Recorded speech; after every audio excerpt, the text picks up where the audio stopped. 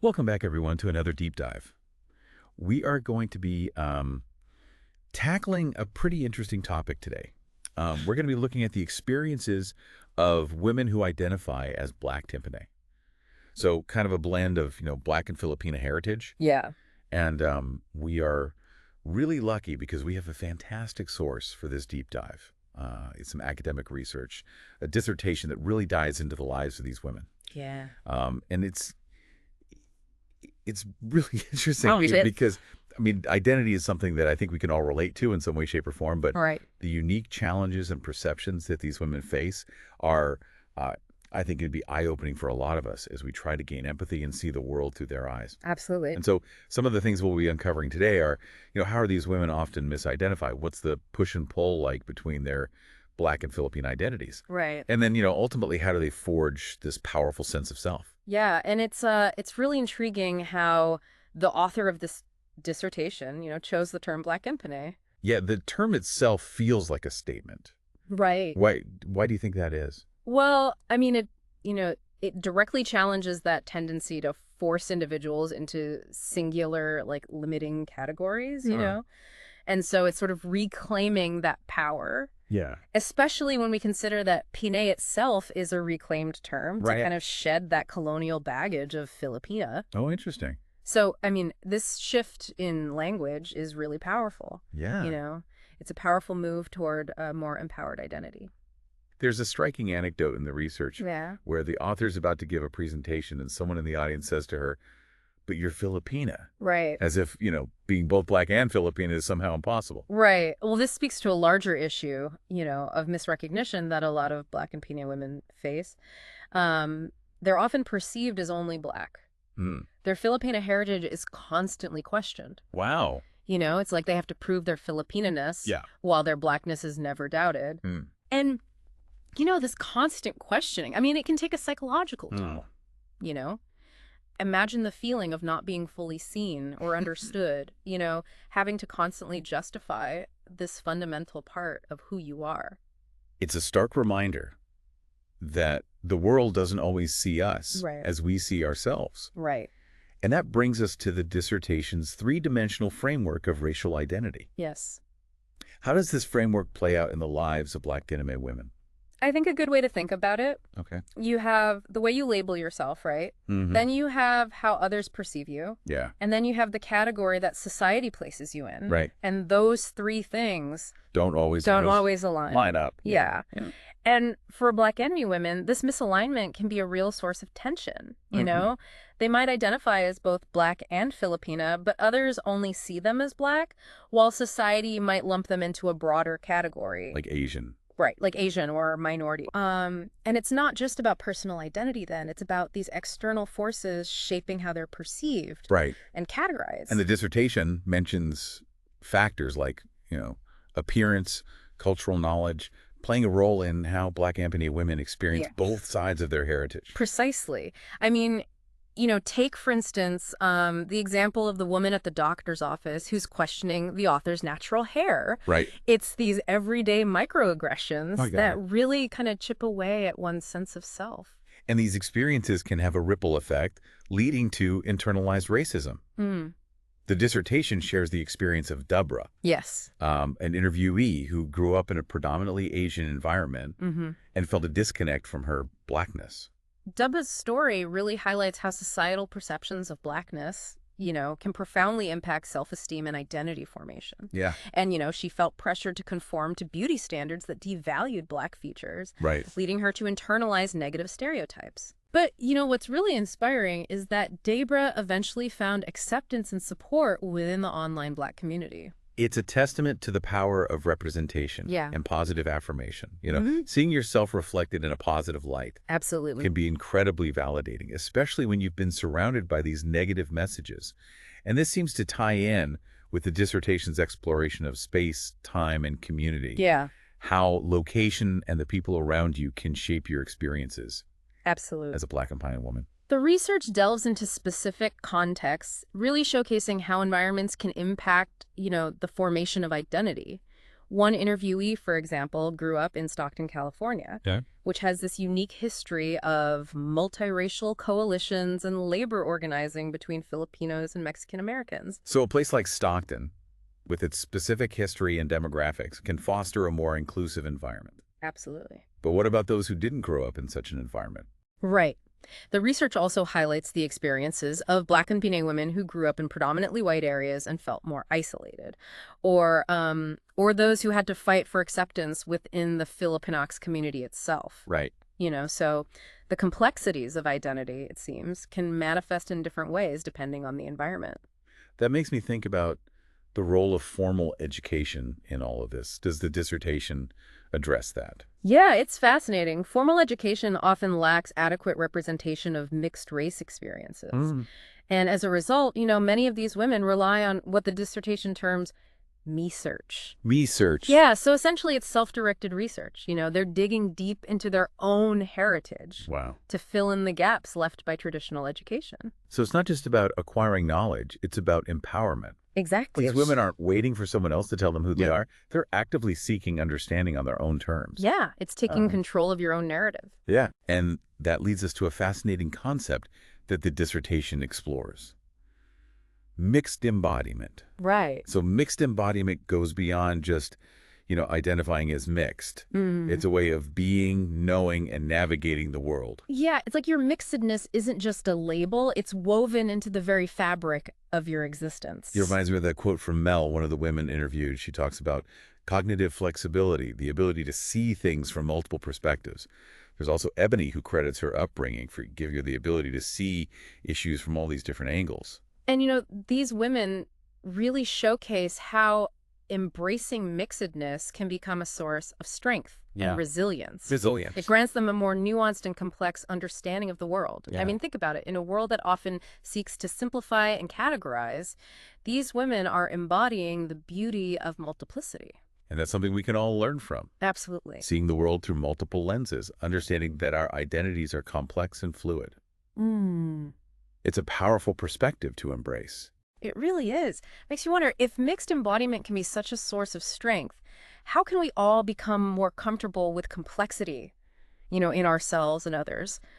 How can we better embrace those multiple perspectives? It's a good point. I mean, we are often conditioned to simplify and categorize. Right. But maybe true growth lies in embracing the nuances and even the contradictions Yeah. of our identities. And the research certainly doesn't shy away from those contradictions. No, it does. It explores the multifaceted challenges that come with being Blacknpinay, particularly when it comes to power dynamics. Yeah, it's impossible to talk about identity without acknowledging the influence of power. Right. And, the research really unpacks how race, gender, and culture intersect in the lives of these women and how those intersections really shape their lived experiences. So it's not just about navigating individual identities, Right. but also about understanding how those identities interact with societal structures and power dynamics. Right. Could you elaborate on that a bit more? Sure. So one example is how stereotypes about Black women and Filipino women can overlap Right. and create unique challenges for Black Sapine women. So they're navigating these intersecting pressures of both anti-Black and anti-Filipino biases. It makes sense. So it's Yeah. a reminder that these women are facing a convergence of stereotypes. Right. And those stereotypes can have tangible consequences. Oh, absolutely. Everything from how people perceive and treat them to how they see themselves can be affected by these stereotypes. Absolutely. And this is where the concept of fetishization becomes particularly relevant. Yes. Fetishization. Yeah. How does that manifest specifically for Black women? Well, historically, both Black women and Filipino women have been subjected to fetishization rooted in racist and sexist ideologies. And for Black and Pinay women, these harmful perceptions can converge, Right. creating a hypersexualized image Right. that objectifies and dehumanizes them. So we're not just talking about abstract ideas here, No.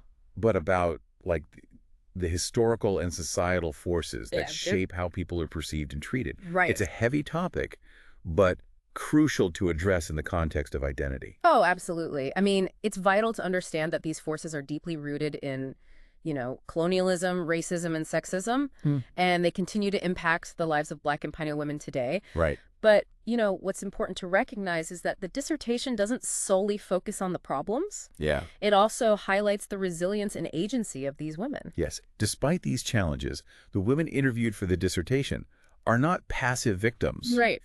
They're actively pushing back against those harmful stereotypes Yeah.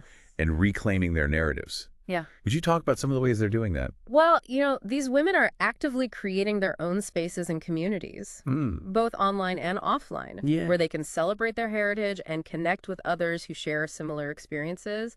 And, this act of creating community is incredibly empowering. Yeah. It allows them to challenge the dominant narratives Right. and define themselves on their own terms. They're not waiting for permission or acceptance. No. They're forging their own paths. Exactly. It's about finding strength in their mixedness and using their experiences to advocate for change. Yes, their voices are vital additions to a broader conversation about race, identity, and representation. Right. And they really, I think, inspire others to embrace the richness and complexity of their own identities. It's a reminder that we all have a responsibility to educate ourselves, to challenge those harmful stereotypes that persist, and to amplify the voices of those who are often marginalized or silenced. Absolutely. This deep dive has certainly been an eye-opener for me. I'm learning a lot about my own assumptions and biases, and how much I still need to learn. It's a journey we're all on. Yeah. Unlearning those deeply ingrained societal biases takes continuous effort. It's about recognizing that we all have blind spots. But through self-reflection, open dialogue, and a willingness to learn from one another, we can dismantle those harmful beliefs. Yeah. And work towards a more just and equitable world. The dissertation really emphasizes the power of listening to and amplifying the voices of those who have been historically marginalized. This is how we move towards a more inclusive society where individual experiences are valued and respected. So what are some concrete steps listeners can take to continue exploring these ideas and engaging with this topic in a meaningful way? Well, I think, the first step is simple. Keep learning. Seek out stories from Black and Pinay women, explore the field of critical mixed race studies, and engage in those, crucial conversations about race and identity. Right. And these are not always easy conversations, but they are necessary. And it's not just about absorbing information. It's about critically examining our own assumptions and biases. Absolutely. Challenging our own perspectives is essential to growth. We need to be open to understanding how our own experiences and privileges shape our worldview. This deep dive feels like it's just scratched the surface of a much larger conversation. You're right. It's merely a starting point. Yeah. There's a vastness to this topic and so many more stories to be heard and understood. Yeah, right. But I believe this is a strong foundation upon which to build further exploration. And I hope our listeners feel empowered to do just that, to continue learning, questioning, and embracing the beautiful complexity of the world around us. So we've been talking a lot about, the external pressures that Black and T women face, but the dissertation also, delves into, The internal struggle. yeah, those internal struggles. Right. There's this constant tension between being seen as a whole person and honoring the distinct parts of their identity. Right. And, one prominent theme is internalized racism, particularly regarding their Blackness. The research mentions how societal beauty standards and negative stereotypes about Black women can lead to those feelings of self-doubt and inadequacy. Absolutely. And I imagine these feelings can be even more pronounced for Blackpinay women. Yeah. Who haven't had, strong connections to Black culture or communities while growing up. Right. It's like, where do I fit in? Yeah, it sounds like a constant struggle to reconcile It is. these conflicting messages about their identity and where they belong. The dissertation shares some, really poignant stories. Yeah. One woman describes feeling ashamed of her Black features Wow. and trying to downplay her Blackness. It's heartbreaking how those external pressures can become internalized It really is. and impact, a person's self-esteem so deeply. But, the research also emphasizes the importance of finding spaces and communities Yeah. where Black and Pinay women can embrace all aspects of their identity. I mean, think back to, Daber's experience, finding acceptance within the online Black community. Yeah, that sense of belonging and positive affirmation can be crucial Absolutely. in, combating internalized racism. It's about recognizing and celebrating that Black is beautiful Right. in all its diversity. Blacknpinay women deserve to feel proud of their heritage. And the dissertation also highlights mixed embodiment as a source of strength. Right. So it's about reframing those multiple perspectives and lived experiences Yes. as assets rather than burdens. Absolutely. One woman even describes her mixedness as like giving her cognitive flexibility. You know, that ability to see things from different angles, navigate those diverse cultural contexts, code switch seamlessly. Right. Like, those are valuable skills They are. in an increasingly interconnected world. It goes beyond just skills, though. It's Yeah. about empathy and understanding. By virtue of their lived experiences, Blacknpinay women are often able to bridge cultural divides and foster connections between communities. They're uniquely positioned to challenge our preconceived notions Yes. about race, identity, and belonging. Absolutely. Because they see the world through these multiple lenses. This reminds us that diversity is not just about representation. Right. It's about enriching our understanding of the world and each other. It's about truly valuing those unique perspectives and contributions of those who have been historically marginalized. Absolutely. This deep dive has been an incredible learning experience for me, and I feel like I've gained a deeper understanding of what it means to be Black in Renee. It's just the beginning, though. There's so much more to explore and so many more stories to learn from. Absolutely. If this deep dive has piqued your interest, I encourage you to seek out those stories. Yeah. You know, delve into critical mixed race studies and engage in thoughtful conversations about race and identity. And above all, Yeah. approach these conversations with an open heart and a willingness to learn. It's through empathy, understanding, and genuine dialogue that we can create a more just and equitable world for everyone. Well said. Thank you for joining us on this deep dive. Until next time, keep learning, questioning, and embracing the beautiful complexity of the world around us.